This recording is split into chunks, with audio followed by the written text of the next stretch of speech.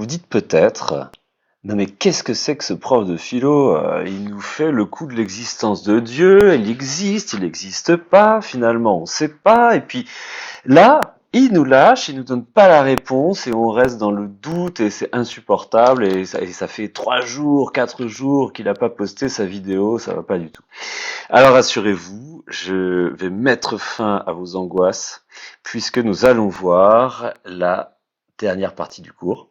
La croyance en Dieu est-elle forcément irrationnelle? Et là, vous allez constater que Kant est le maître du renversement philosophique de situation, puisque vous allez voir que la réflexion de Kant sur le sujet de l'existence de Dieu va prendre une carrière, un tournant tout à fait inattendu, et par une sorte d'art du slalom.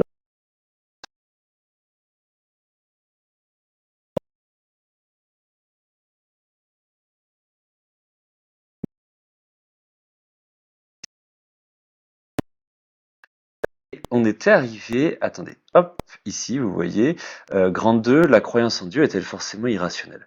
Bon, alors, reprenons les choses où nous les avions laissées à l'issue de la critique que Kant donne des preuves de l'existence de Dieu dans la critique de la raison pure, 1781. C'est son premier ouvrage majeur, qu'il a écrit d'ailleurs à 60 ans seulement, enfin 57 ans, 1781, critique de la raison pure. Bon, donc les arguments avancés par les théologiens, les métaphysiciens, etc. ne fonctionnent pas. Ils ont l'air parfaitement logiques, ils ont l'air parfaitement convaincants. Eh bien, en réalité, non, ils ne le sont pas. Et on va, dans ce cas-là, se poser la question, est-ce que, ne pouvant montrer l'existence de Dieu, est-ce que l'on doit en conclure que Dieu n'existe pas? Ce serait une conclusion bon, qui pourrait sembler convaincante en se disant, mais une conclusion un peu paresseuse en se disant, bon, bah, en fait, puisqu'on ne sait pas, on va considérer que Dieu n'existe pas. Bon, en réalité, vous voyez bien que ça tient pas la route et que le fait de rencontrer l'impossibilité de démontrer Dieu ne signifie absolument pas la fin de la question, hein, la fin du problème. C'est-à-dire que c'est pas parce qu'on ne peut pas démontrer que Dieu existe que l'on doit en conclure que Dieu n'existe pas. Ok, vous comprenez? Et même, vous allez voir, ça va faire totalement rebondir le problème, puisque si on ne peut pas démontrer que Dieu n'existe pas, on ne peut pas non plus démontrer non, je la refais.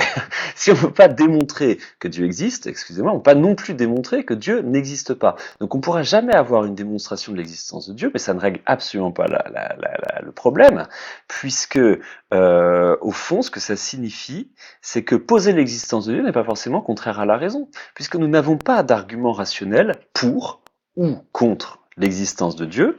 Alors dans ce cas-là, ça signifie que l'existence de Dieu ne rencontre en fait finalement aucune objection du point de vue de la raison. Alors, qu'est-ce que ça veut dire? Ça veut dire qu'on ne saura pas démontrer si Dieu existe ou non, mais par contre, la question de la croyance en Dieu rebondit, puisque cette croyance n'est pas forcément contraire à la raison ne nous indiquant pas s'il y a un Dieu ou s'il n'y a pas de Dieu. Hein. Alors, qu'on se mette bien d'accord, cette croyance peut être parfaitement irrationnelle. D'accord? C'est-à-dire qu'il y a des tas de gens chez qui la croyance en Dieu correspond à une espèce de lubie fanatique bâtie sur l'ignorance ou sur toutes sortes de passions douteuses, bien sûr. Et c'est bien pour ça qu'il y a voilà, des gens fanatiques, des obscurantistes, des intégristes, tout ce que vous voulez, évidemment. Cela n'est pas à discuter ici. Kant est un homme de son siècle, un homme des Lumières, qui admet parfaitement, qui reprend tout à fait à son compte la lutte des philosophes de son temps contre le fanatisme, contre l'obscurantisme et contre, bref, les croyances irrationnelles. Bon. Mais, à côté de ces croyances irrationnelles, il y a peut-être une croyance en Dieu qui ne soit pas contraire à la raison, et même une croyance en Dieu qui soit peut-être dictée par un motif rationnel. Hein. Et on voit apparaître ce concept de croyance rationnelle, alors qui est totalement étonnant, puisque c'est là où je vous disais, Kant est quand même un peu le maître du retournement philosophique. Croyance rationnelle, ça semble vraiment une contradiction dans les termes à première vue. Je veux dire, bon, soit on est du côté de la raison et donc on cherche des preuves pour ce qu'on avance, soit on est du côté de la croyance et donc justement on admet des choses sans exiger de preuves. Bon, on voit pas très bien comment on pourrait faire quelque chose comme une croyance et le lapin, enfin voilà, à première vue, cela semble totalement improbable comme concept. Vous allez voir qu'en fait, c'est un concept qui est tout à fait cohérent et qui euh, suppose qu'il y a une croyance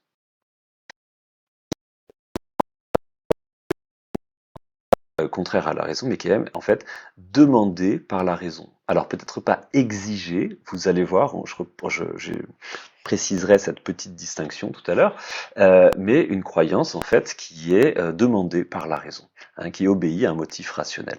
Alors, c'est ce que nous allons voir ce que nous allons commencer à voir. Pour l'instant, vous allez peut-être avoir l'impression que j'ai complètement changé de sujet, que j'ai complètement oublié le sujet du cours, puisque je vais partir dans une direction qui n'a rien à voir avec celle qu'on avait suivie jusqu'alors, c'est les grands raisonnements métaphysiques sur la nature, sur la finalité, des choses comme ça. Là, vous allez voir, la question est totalement déplacée euh, dans les deux sens du terme. Enfin, je veux dire, on change complètement de terrain au point de se demander, mais est-ce qu'on parle toujours de la même chose, quoi, hein. Alors, Kant va déplacer la question, en fait, sur le terrain de la morale. Donc, plus rien à voir avec la métaphysique, avec la théologie, mais vraiment uniquement le souci de la pratique de la vie. Bon. Alors, en fait, pour comprendre ce passage, il faut d'abord se rapporter à la distinction constante dans l'œuvre de Kant entre la raison pure théorique et la raison pure pratique. C'est-à-dire que notre raison, nous pouvons l'exercer tantôt sur un plan théorique et tantôt sur un plan pratique. Théorique, ça veut dire en ce qui regarde la connaissance. Pratique, ça veut dire en ce qui regarde l'action. C'est-à-dire que, en fait, la théorie, c'est la compréhension du monde, la compréhension des lois de la nature, la compréhension du fonctionnement de nos facultés, voilà, c'est la compréhension de ce qui est. Bon. Et notre raison, effectivement, nous l'employons dans un usage théorique à chaque fois que nous faisons des mathématiques, que nous faisons de la physique, que nous étudions, je sais pas moi, voilà, une science théorique, n'importe quelle science théorique, c'est-à-dire qui s'attache à statuer sur ce qui est, hein. Mais notre raison, nous l'utilisons également dans un usage pratique tous les jours, lorsque nous utilisons la raison non plus pour savoir ce qu'est le monde, mais pour savoir ce que nous devons faire. C'est-à-dire que la raison, c'est une faculté pratique, une faculté, c'est-à-dire tournée vers l'action, en grec praxis, hein, et cette faculté tournée vers l'action nous dit ce que nous devons faire, tantôt ce que nous devons faire bon, pour nos intérêts, tantôt ce que nous devons faire pour nos devoirs. C'est-à-dire le matin, si vous vous dites tiens, ce matin, est-ce que je vais plutôt aller regarder les vidéos du prof de philo sur YouTube, ou bien est-ce que je vais plutôt aller jouer à Minecraft toute la matinée? Bon, et là, vous avez une petite voix qui vous dit mauvaise idée, tu devrais plutôt travailler ton cours de philosophie, car rappelle-toi, tu dois passer le bac, et ce serait quand même une bonne idée que tu t'y prépares dans toutes les matières. Voilà. Donc là, c'est bien la raison qui vous indique quoi faire. Bon, c'est pas une question de devoir, c'est une question en fait d'intérêt personnel. Ok, pour mes intérêts, j'estime c'est utile d'avoir le bac, donc je vais bosser le cours de maths, ce que vous voulez, de philo, hein. Mais parfois il y a d'autres situations où la raison nous donne en fait quelque chose qui est comment dire un ordre à caractère vraiment plus moral. C'est-à-dire quand vous croisez voilà quelqu'un qui est en détresse et qui a besoin d'aide et que vous vous dites ah bon je vais faire semblant de pas regarder parce que bon je sais pas en fait j'ai pas le courage quoi de et puis bon, en fait, vous avez en vous une voix qui vous dit non, enfin tu n'as pas le droit, tu dois faire quelque chose pour ce camarade qui est dans le besoin. Bon, alors vous voyez, dans ce cas-là, la raison ici nous intime un ordre qui a un caractère moral. C'est pas une question d'intérêt, c'est juste une question de voilà, il y a certaines choses qui nous obligent, hein. Donc ça, c'est la raison pure pratique qui nous commande ici d'agir, qui nous commande d'agir de façon impérieuse. C'est pour ça que Kant utilise souvent le terme d'impératif, hein. Ceux qui ont vu le cours sur la conscience morale le savent maintenant, hein. Et quand comment dire, le devoir parle, c'est bien la raison qui parle, hein. C'est-à-dire que Kant insiste beaucoup sur ce point qui est absolument essentiel, sur lequel j'ai également beaucoup insisté dans le cours sur la conscience morale, qu'ont fait les terminales S pour l'instant. Il insiste beaucoup sur le fait que le devoir moral ne nous est pas dicté par des sentiments, mais nous est dicté par la raison. C'est-à-dire que quand nous sentons obligés d'agir pour, par exemple, ce camarade, voilà, qui a besoin de notre aide. Bon, on pourrait se dire, voilà, c'est la pitié, c'est la sympathie, ou c'est l'amitié, ou c'est, je sais pas moi, enfin, voilà, on est ému quoi par le sort du camarade, donc il y a une émotion, il y a un sentiment qui nous pousse à agir pour lui. Bon, non, en fait, le fondement du devoir moral, ça n'est pas simplement le sentiment ou les sentiments moraux, même le sentiment de la pitié. Sentiment moral, c'est une expression courante au XVIIIe siècle pour dire que, contrairement à ce que dira Kant, pour dire que la pitié est le principal ressort qui nous fait agir moralement. Bon, Kant n'est pas du tout d'accord avec cette théorie parce que il estime que une action qui serait dictée par un sentiment, même un sentiment, disons un sentiment un petit peu noble, un petit peu élevé, ne présente pas de moralité, c'est-à-dire qu'en fait une action qui est véritablement morale, c'est une action qui n'est pas dictée par un sentiment, c'est une action qui au contraire nous pousse à surmonter nos sentiments. Comme par exemple, voyez le cas tous les cas où en fait dans la vie on est mis en contradiction entre ses sentiments et sa raison. Imaginez que voilà vous vous promenez dans Figeac un soir de tempête et là vous voyez un malheureux en train de se débattre dans les eaux déchaînées du Célé et là vous vous dites Miladiou, il faut vraiment que je fasse quelque chose pour lui. Sauf que là, au moment où vous allez donc voilà comporter comme un héros, vous vous apercevez que ce malheureux qui est en train de se noyer, en fait, c'est quelqu'un vraiment que vous détestez, vraiment une espèce d'infâme avorton, scélérat et abject. Et donc là, en fait, à un moment donné, vous vous dites ah non, mais en même temps, je vais pas aller risquer ma vie pour cette espèce de raclure. Et puis, en fait, vous savez bien que il y a d'un côté vos sentiments, bon, peut-être qui vous dit ça, mais de l'autre côté, il y a votre raison qui vous dit, mais tu n'as pas le droit. Enfin, je veux dire, tu vas pas le laisser crever dans le CD simplement parce qu'il te revient pas ou parce que vous êtes fâché, vous êtes accroché, etc. Donc, en fait, vous voyez, ici, il y a le sentiment qui nous pousse à faire, d'un côté, et puis il y a la raison qui commande impérieusement. Et vous voyez bien que c'est même pas un dilemme, c'est-à-dire qu'il y a même pas de choix, il n'y a pas de discussion entre les deux. Je sais pas, imaginez un cas encore plus dramatique, vous êtes dans votre appartement avec votre chien favori que vous avez depuis votre enfance, que vous adorez, qui est vieux et mal en point, quand le feu se déclare, et donc là vous hésitez, vous dites, ah il faut que je sauve mon chien, je vais le prendre dans mes bras parce que de toute façon il peut plus marcher avec son arrière-train bousillé, et puis vous entendez de l'autre côté de la cloison un enfant qui hurle, et là vous dites, oh c'est pas vrai, c'est le fils de mes voisins odieux que je déteste, qui sont vraiment abominables, qui me cassent les pieds en permanence. Bon, et là, je veux dire, c'est pareil. Il n'y a pas de débat. Enfin, il y a pas de dilemme. Je veux dire, vous savez parfaitement ce que vous devez faire, d'accord? C'est-à-dire que même si vos sentiments vous disent pouah, quelle horreur, je vais pas sacrifier mon chien pour ce gosse. En réalité, vous avez votre raison qui vous dit, bah non, enfin, tu n'as pas le choix, quoi. Il n'y a pas de discussion possible, même si c'est quelqu'un qui ne te revient pas, tu te dois, enfin, tu lui dois quelque chose, enfin, tu lui dois voilà, de faire ton possible pour le sauver, hein, même si tu peux pas l'encadrer. Voilà. Donc, de ce point de vue-là, vous voyez, c'est bien la raison qui commande à nos inclinations, qui commande à nos intérêts, qui commande à nos devoirs, hein, enfin, oui, c'est pas très clair ce que je veux dire. Enfin, c'est bien la raison ici qui nous demande de sacrifier nos intérêts ou de sacrifier nos sentiments ou de sacrifier nos inclinations. Hein, et c'est bien ça, faire son devoir. Hein, c'est se surmonter soi-même, surmonter ses penchants, ses intérêts, etc. Pour écouter la voix de la raison qui nous commande d'agir selon la loi morale, c'est-à-dire de ne pas laisser crever ce misérable que vous l'aimiez ou pas. Hein. C'est pas la question. Donc, la raison nous demande constamment de sacrifier nos intérêts à nos devoirs. Et c'est ça, en fait, la base de l'antinomie de la raison pure qui va nous ramener à la question de Dieu. Oui, parce que jusqu'ici, vous pouvez vous dire, mais ça y est, il a complètement changé de sujet, il se souvient plus, il a fait une césure entre le début de la vidéo et maintenant. Non, pas du tout. En fait, en réalité, on y va, on y arrive. En fait, je ne fais que suivre. Je ne fais que suivre, voyez-vous, la critique de la raison pratique. C'est le deuxième, voilà, 1787, je crois, hein, 6 ans après la critique de la raison pure, dans lequel Kant établissait l'impossibilité de la démonstration de l'existence de Dieu. Kant revient sur cette question dans la raison pratique, et c'est-à-dire en fait dans une analyse des commandements de la raison par rapport à l'usage de la vie, par rapport à la pratique, par rapport à l'action, et non plus par rapport à la connaissance. Voilà. Alors, on en arrive du coup à cette antinomie de la raison pratique. Alors, les antinomies, on en avait brièvement parlé dans le grand 2 sur la conscience morale. Bon, mais c'est au sujet de Nietzsche, mais c'est pas vraiment dans le même sens que j'utilise ici. Antinomie, ça veut dire vraiment un conflit insoluble, du moins insoluble aux yeux de la raison théorique. Hein.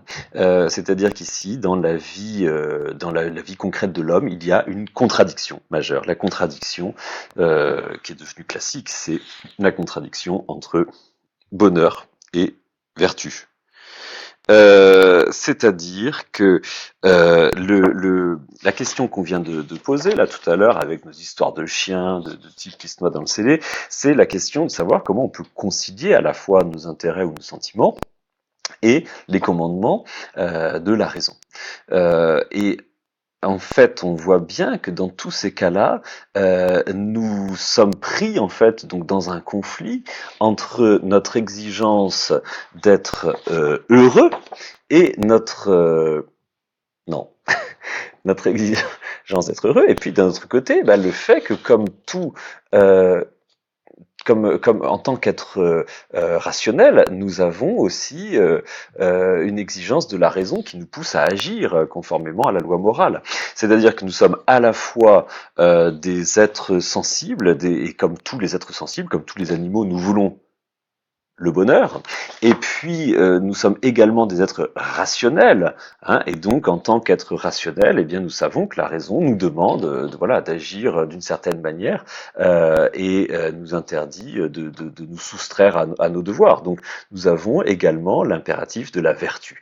Et alors justement la vie humaine, le propre de la vie humaine, c'est d'être pris en tenaille entre ces deux choses, hein, le bonheur et la vertu, et c'est ça l'antinomie de la raison pratique. C'est que en fait on ne voit pas comment ces deux choses peuvent se concilier. Alors, Kant le présente de façon très convaincante, je trouve, en prenant deux exemples historiques qui sont la philosophie épicurienne et la philosophie stoïcienne. Dans l'Antiquité, on avait ces deux mouvements philosophiques, les épicuriens d'un côté et les stoïciens de l'autre, qui tous deux se posaient la question du souverain bien, mais la résolvaient de façon différente. Alors, ce qu'on appelle souverain bien, le bien ultime, le bien suprême, comporte deux parties, nous dit Kant, c'est-à-dire à la fois le bonheur d'un côté, c'est-à-dire l'exigence de tout être sensible, d'être épanoui, heureux, et de l'autre côté la vertu. Alors, petite précision. Le mot vertu, ici, c'est vrai que Kant l'emploie, mais pas vraiment dans le même sens qu'Aristote, dont nous avons beaucoup parlé dans le cours sur la conscience morale. Donc attention, quand Emmanuel Kant utilise le mot vertu, c'est pas tout à fait dans le même sens qu'Aristote, c'est-à-dire dans le sens, de l'épanouissement de l'être rationnel, conforme à sa finalité ou à sa nature. C'est pas dans ce même sens, c'est pas au sens d'une puissance. Bon, je referme cette petite parenthèse un petit peu technique. En tout cas, les stoïciens et les épicuriens résolvaient, chacun à leur manière, cette antinomie, ou prétendaient résoudre l'antinomie de la raison pure. Pour les stoïciens, oui, c'est la vertu qui conduit au bonheur, et pour les épicuriens, eh bien, c'est le bonheur qui conduit à la vertu. Alors, je m'explique. Prenons ceci.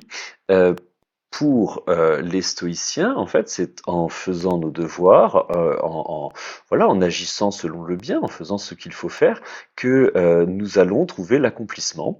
Et donc, les philosophes stoïciens comme Sénèque, Marc Aurèle, Épictète et d'autres encore, hein, étaient persuadés que l'homme qui fait son devoir, l'homme moral, aura toujours pour lui le contentement d'avoir fait ce qu'il devait faire, hein, et que pour cette raison, même dans la maladie, même dans la malchance, même dans ce que les autres hommes considèrent comme un malheur, le sage reste toujours heureux parce qu'il fait ce qui dépend de lui, c'est-à-dire qu'il fait œuvre de justice, il agit vertueusement, hein, et donc même soumis à la torture, par exemple, hein, eh bien le sage reste heureux, nous disent les stoïciens, c'est-à-dire que la vertu conduit au bonheur.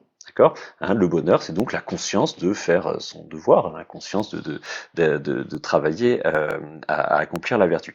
Bon, et de l'autre côté, les épicuriens résolvaient ce même problème, mais de la façon en fait directement inverse, c'est-à-dire que selon eux, c'était le bonheur qui conduisait à la vertu. En d'autres termes, la poursuite du bonheur, le fait de chercher à travailler à son propre bonheur, à faire avancer son propre bonheur, va nous détourner en fait des mauvaises passions et des faux désirs qui rendent fous la plupart des hommes. C'est-à-dire que nous allons, en cherchant le bonheur, nous détourner de l'égoïsme, nous détourner de la conquête du pouvoir, de l'appétit de domination, etc.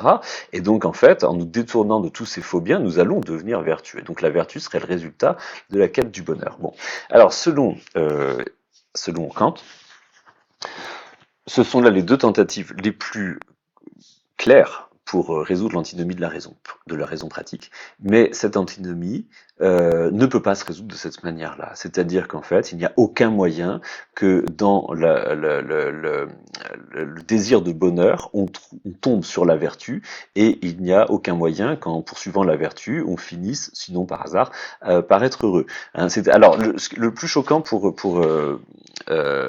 Kant, c'est quand même ceci, hein, parce que en fait, on voit bien autour de nous que la poursuite du bonheur, enfin les gens qui font tout pour être heureux, finissent toujours à un moment donné par trahir, par faire valoir leurs intérêts plus que les autres. Enfin bref, en fait, il n'y a pas vraiment de raison que la poursuite du bonheur rende vertueux, hein, nous dit Kant, contrairement à ce que disent les épicuriens. C'est-à-dire qu'en fait, dans le concept du bonheur, il n'y a pas la notion de vertu. On ne pourra pas retrouver l'un des deux concepts à l'intérieur de l'autre. C'est pas possible. Hein. L'un des deux concepts ne peut pas être la cause de l'autre parce qu'ils sont en fait complètement distincts. Hein. C'est-à-dire qu'en fait, le bonheur, concerne finalement l'agencement des lois de la nature entre elles, et la vertu, en fait, concerne la vertu concerne le commandement de la loi morale qui appartient donc à une logique, à un règne complètement différent des lois de la nature. Les lois morales et les lois de la nature, ça n'a rien à voir finalement. Hein. Et donc réciproquement, comme dans un miroir, le projet des stoïciens ne peut pas marcher non plus. Pourquoi? Parce que en fait, on voit bien que celui qui cherche à faire son devoir, celui qui cherche à obéir à des principes légitimes, à des principes moraux, hein, ne tombera pas, sinon par un hasard extrême, sur le bonheur.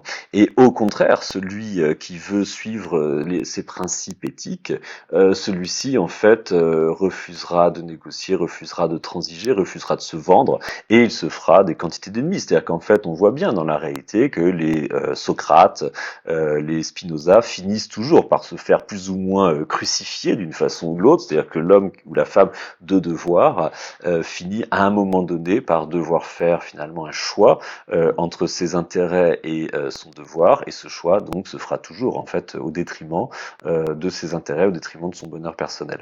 Donc en fait, voilà, encore à nouveau, voilà, c'est ça l'antinomie de la raison pratique, pardon, c'est que dans le bonheur il n'y a rien qui détermine au devoir, dans le devoir il n'y a rien qui détermine au bonheur. Donc ces deux notions sont distinctes, on ne voit pas comment l'une pourrait conduire à l'autre.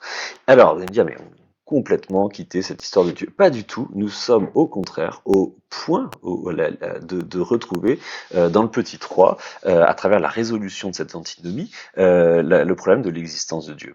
C'est-à-dire que cette antinomie, doit être résolue. C'est vraiment une nécessité absolue de la raison pratique que de trouver une solution à cette antinomie, parce que sinon notre vie n'a pas de sens. C'est-à-dire que sinon, en fait, nous aurions simplement le choix entre nous rouler dans la fange pour être heureux comme des porcs, en faisant fi de toute conscience morale, ou bien au contraire nous sacrifier comme voilà des samouraïs de la conscience morale, en disant tant pis pour le bonheur. Et en fait, nous sommes des êtres doubles, à la fois rationnels et sensibles. Nous ne pouvons pas sacrifier une partie de nous-mêmes à l'autre. Hein.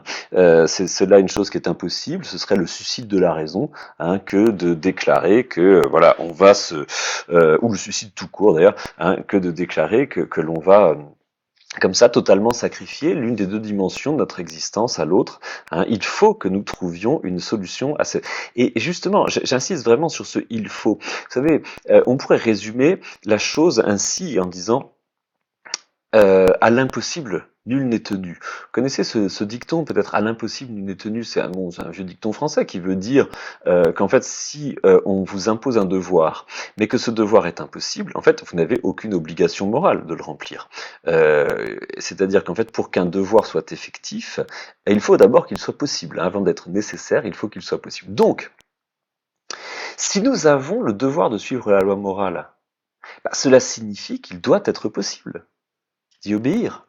Autrement dit, euh, si nous sentons en nous la réalité du devoir, c'est-à-dire de suivre les commandements de la loi morale, alors dans ce cas-là, c'est bien que une vie morale doit pouvoir avoir un sens, doit pouvoir être possible sur Terre.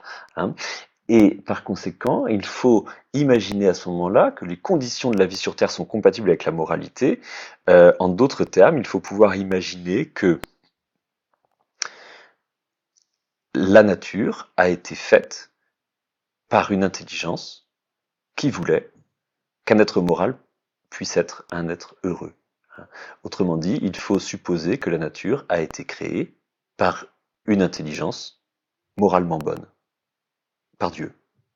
Autrement dit, en fait, si vous voulez, pour que la vie morale ait un sens, il faut pouvoir supposer que qu'il y a un Dieu qui existe, hein, et qui a voulu que notre existence ait un sens, qui a arrangé, agencé la nature de façon que l'existence de l'homme moral puisse être couronnée de bonheur, de succès. Alors, venons-en à cette notion de foi pratique.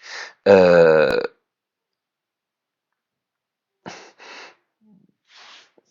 Est-ce que cela signifie que nous tenons une nouvelle démonstration de l'existence de Dieu? Non, absolument pas. Ça ne changera pas. Hein. On ne peut pas démontrer l'existence de Dieu. Voilà, on n'aura jamais de réponse, voilà, dans l'ordre de la science, dans l'ordre de la métaphysique, de la théologie, à cette question. D'accord? Ça ne va pas changer.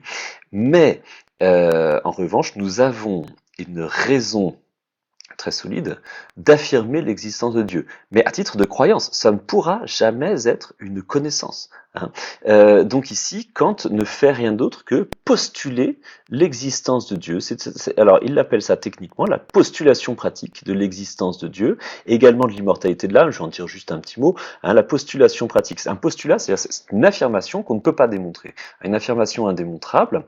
Une affirmation ici demandée par la raison. Alors j'ai dit tout à l'heure demander et pas exiger. C'est-à-dire qu'en fait c'est pas un devoir de la raison. On peut pas avoir un devoir de croire en l'existence de Dieu, hein, ou sinon ça voudrait dire que ce serait une démonstration de l'existence de Dieu. Alors une telle chose est impossible.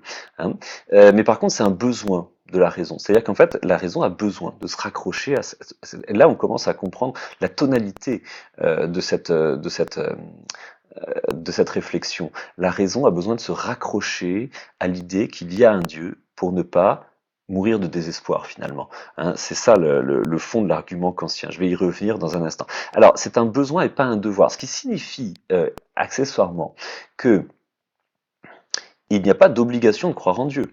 Et Kant, par exemple, prend alors un cas qui selon lui, est problématique, c'est le cas de l'athée vertueux. Hein, comment est-ce qu'on peut être vertueux quand on croit qu'il n'y a pas de Dieu? Hein, question intéressante. Et alors, il prend comme exemple de l'athée vertueux Spinoza, ce qui est un petit peu excessif, mais bon, passons, hein, admettons. En tout cas, c'est sûr que Spinoza ne croit pas au bon Dieu des chrétiens ou des juifs, par exemple, ça c'est sûr. Mais comment, dans ce cas-là, on peut continuer à être vertueux quand, comme Spinoza, on ne croit pas dans la vie après la mort, quand on ne croit pas dans un Dieu qui serait rétributeur, c'est-à-dire qui récompenserait les bons et punirait les méchants, comment on peut continuer en fait à trouver du sens à la vie? C'est une question, c'est une vraie question, nous dit Kant, hein, et manifestement, donc c'est possible, mais cela demeure quand même un petit peu inexplicable et mystérieux, hein, parce qu'au fond, si on prend la mesure de l'antinomie de la raison pure, de la raison pure pratique, alors dans ce cas-là, on doit bien admettre que voilà, il faut qu'il y ait un espoir auquel se raccrocher. Alors pourquoi l'immortalité de l'âme, entre parenthèses, hein? Parce que raison pratique nous demande d'agir voilà, toujours conformément à la loi morale, et personne n'en est capable. Enfin, personne dans cette vie n'est capable, à moins vraiment d'une immense présomption, personne n'est capable de faire son devoir absolument et totalement sur tous les points. Donc en fait, nous allons être amenés à imaginer un progrès infini de la conscience morale vers la sainteté. Parce que la sainteté ne peut pas exister dans cette vie, ce serait pure présomption, pure prétention d'imaginer le contraire. Donc en fait, il faut pouvoir imaginer que nos efforts puissent durer éternellement. Voilà, c'est une belle perspective. Et Kant nous dit, bah du coup, voilà, en fait, on est bien obligé comme un postulat finalement, l'immortalité de l'âme. Hein, ce qui présente un grand intérêt du point de vue religieux, c'est de supprimer en fait cette histoire de rémission des péchés sur lesquels comptent par exemple les catholiques. Ça, voilà, ça c'est vraiment un débat qui oppose catholiques et protestants, puisque les protestants reprochent aux catholiques de vouloir un peu trop facilement passer l'éponge entre guillemets et vouloir que Dieu puisse excuser nos manquements, nos offenses, nos crimes, etc. D'ailleurs, bon, dans l'Église catholique, ça allait jusqu'à verser en fait, des indulgences, j'allais dire des pots de vin, enfin de l'argent pour l'Église en échange de la rémission des péchés. Bon, cette solution est complètement amorale, évidemment, et immorale plutôt. Et Kant estime qu'il vaut bien mieux enseigner le dogme de l'immortalité de l'âme en disant non, non, la sainteté ne va pas s'acquérir par la rémission des péchés, mais par un progrès indéfini de l'âme vers la sainteté. Hein, donc avec l'idée d'une vie éternelle. Voilà, l'immortalité de l'âme. Bon, alors, cette notion de foi, on en a déjà parlé au début de l'année. Cette notion de foi, c'est une croyance donc qui n'est pas synonyme de crédulité. Ici, cette croyance, vous voyez bien qu'elle est appuyée quand même sur un motif de la raison, sur une analyse vraiment rationnelle de la notion de devoir moral. Hein. Elle n'exclut pas le doute, et je dirais même qu'ici, en fait, cette notion de foi pratique ou de foi rationnelle également, dit Kant, un foi rationnel, voilà encore un bel oxymore en apparence. Hein, cette notion de foi pratique ou de foi rationnelle, elle vient même en fait d'un profond doute et d'un profond désespoir. Je vous ai parlé tout à l'heure de la tonalité en fait de ces réflexions qui sont très abstraites, hein, je suis d'accord, mais en fait quand on étudie, enfin, quand on se demande ce que ça signifie, comment dire concrètement, existentiellement, on comprend que finalement l'attitude de Kant comme croyant, c'est l'attitude d'un homme qui est pas, enfin si vous voulez, il est protestant, mais il est complètement à l'opposé, vous savez, de ces évangélistes américains, vous savez, qui vissent les ampoules, yeah, Jesus is here for us, et Kumbaya my Lord. Bon, non, en fait, Kant, c'est pas du tout quelqu'un qui est un béat, comme ça, un naïf qui dit ah Jésus t'aime, quoi. Hein. Il est venu pour t'aider. Non, en fait, non, Kant, c'est plutôt un homme qui est en fait désespéré devant le spectacle de la vie morale, qui constate que, bah, comme je disais tout à l'heure, les Socrates et les Spinoza finissent toujours par se faire crucifier, hein, d'une façon ou d'une autre, et qu'en fait cela est un scandale profond pour la raison, et c'est quelque chose d'inadmissible. Et donc en fait on va, voilà, je force un petit peu le trait, mais se consoler en quelque sorte en croyant qu'il y a, enfin, en allant croire, en allant espérer, c'est un espoir en fait, hein, qu'il y a un Dieu rétributeur et qu'il y a une vie après la mort, et que les méchants seront punis et que les justes seront rétablis. Mais vous voyez que c'est un espoir, c'est-à-dire un espoir désespéré. Hein. Quand je vous parle de foi, comprenez bien que ça veut dire un espoir, c'est-à-dire c'est une force qui donne de l'énergie pour agir, mais c'est pas du tout de l'ordre de la crédulité, c'est d'un espoir désespéré. Hein. Voilà. Bon, je termine ici, j'ai été très très long. Oui, notre ignorance, oui, on pourra jamais savoir si Dieu existe, mais au fond, tant mieux, parce que si on pouvait le savoir, si on pouvait savoir comment Dieu sauvera les hommes, selon, enfin, est-ce que Dieu sauvera certains, de quelle façon, etc. En fait, les hommes ne seraient plus capables de liberté et de moralité. Nous serions devenus, en fait, nous serions, pardon, des machines, des petites machines, hein, et tout serait déjà écrit. Voilà. Bon, je vous laisse sur ces bonnes paroles. Vous voyez ici l'intérêt de cette réflexion vraiment très paradoxale, très inattendue, qui propose une solution au problème de l'existence de Dieu d'un point de vue moral, hein, sans verser, sans retomber à nouveau dans l'illusion de croire qu'on puisse déterminer rationnellement l'existence de Dieu, hein, une solution, qui est plutôt un espoir sans espoir. Voilà. Allez, je vous laisse, portez-vous bien.